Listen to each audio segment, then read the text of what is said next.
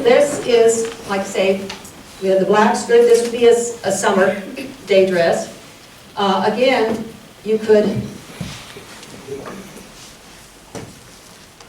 be bloused in it. And things are starting to slim down in the hip department.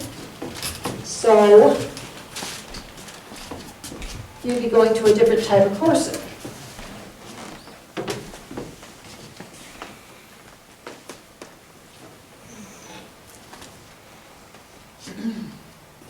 This one does fit.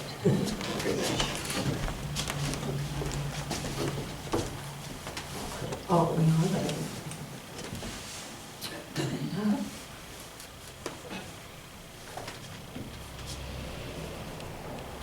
top to bottom.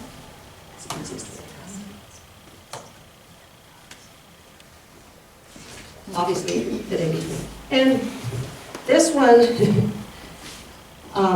this is a size 8. Supposedly this mannequin.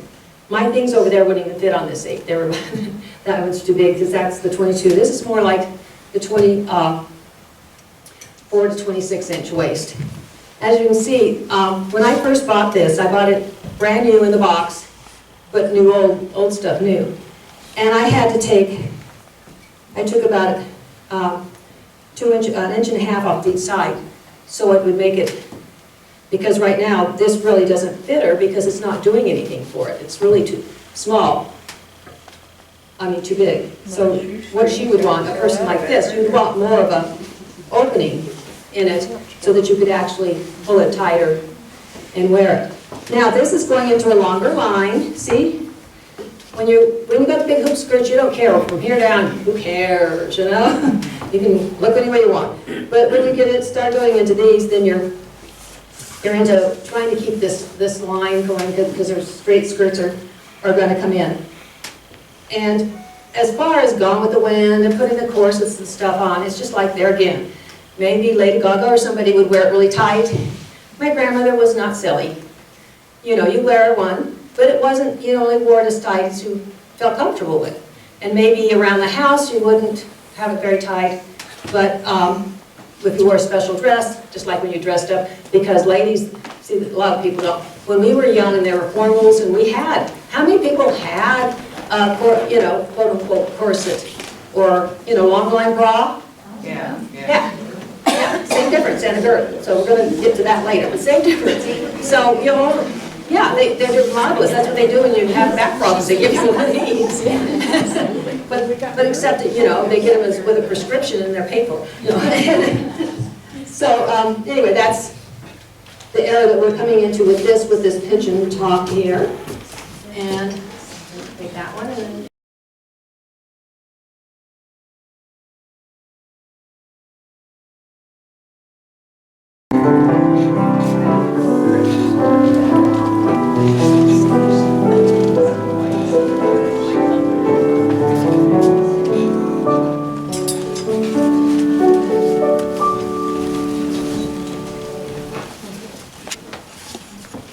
This one has lots of problems. What do we talk about? But there again, like I say, because I found this in a trunk I purchased somewhere, and it was all in pieces, meaning it was someone who was working on something that had the pins in it and everything, and they were going to get back to it, you know, and it ended up being folded into a trunk. So I got out of this trunk with straight pins in it and everything else. This is the next thing that came in the 1910 era. Do we have the 1910 era? This was going into the crafty type thing. It's back just like the other. We'll have more of those coming up. Okay. Anyway, back to the crafty, like the embroidered blouse I have here. This is all hand done. There's a little beads and stuff on it. And it was an ensemble. And when I was talking about work, when you had money, you would go to Paris or London, because Worth shop there, you would go and buy an ensemble. So it would be a skirt and a top that's maybe less formal. Then you buy another top that would go with it. This girl's making hers, obviously, so that's why I'm showing you, this is the pieces it was in. But you would buy a different type of top. You could have a top that came off your shoulders, and it would be for evening, same skirt. You would have a cape made to it, so you would have 4 to 5 pieces off of one ensemble. And that's why you would go to work, and every year you'd go there and buy an ensemble. And then each year you'd add it to your collection, and if you were that type, then you always had a new outfit that you could use multi-purpose type thing. So this has little sleeves that come into it, and it, like I say, it's been faded. But it is a neat little piece because it does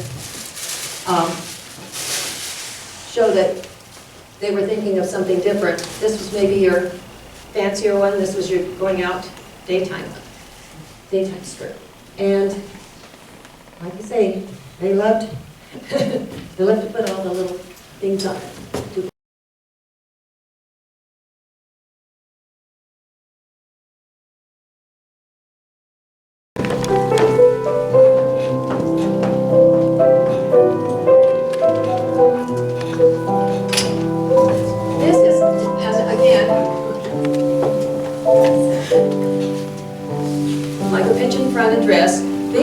Starting to see that we, they call them lingerie dresses because it's out of lawn material and it's really delicate. And this is, you know, they had machine embroidery and things. This is when the Industrial Revolution was really in the way, and you could buy this type of dress, and everyone had one. Now we have, over at the museum, they have several of them. Does anybody have had a friend or, I mean, a relative or anybody that had one in some of these lawn type dresses?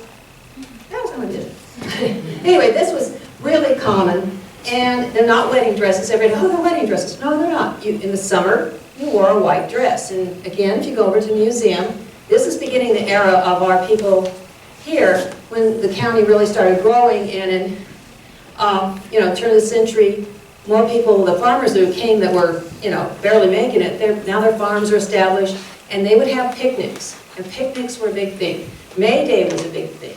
May Day, I had a picnic, matter of fact, out on Georges Creek, because there's a whole story on how they used to go out to Georges Creek and have a picnic. And there's pictures at the museum with these summer dresses, and everybody had a couple of them. And I'm sure now with the fun little buttons down the back, those I still have trouble trying to figure those out, how you get all those buttons taken care of. But they would wear underneath this, if they were wearing their shift, or even something like this underneath, you were covered, and you'd have a corset underneath. So you really, you really didn't see through it. It wasn't as see-through as one would think. You know, everybody looks at them and thinks, woo! Exciting.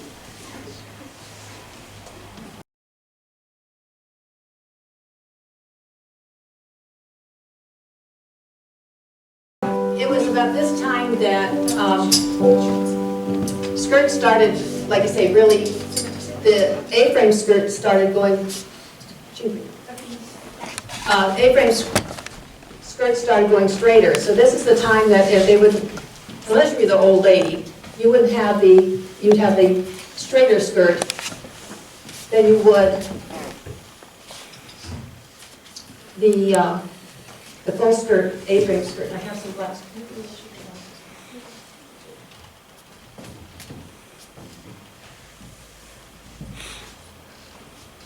And so there again, same thing, different era, black skirts, white blouses. And so this was going into a straighter, they were longer, and they were coming into the time where they're going to be coming into the roaring 20s and everything going to hell in a handbasket, so to speak.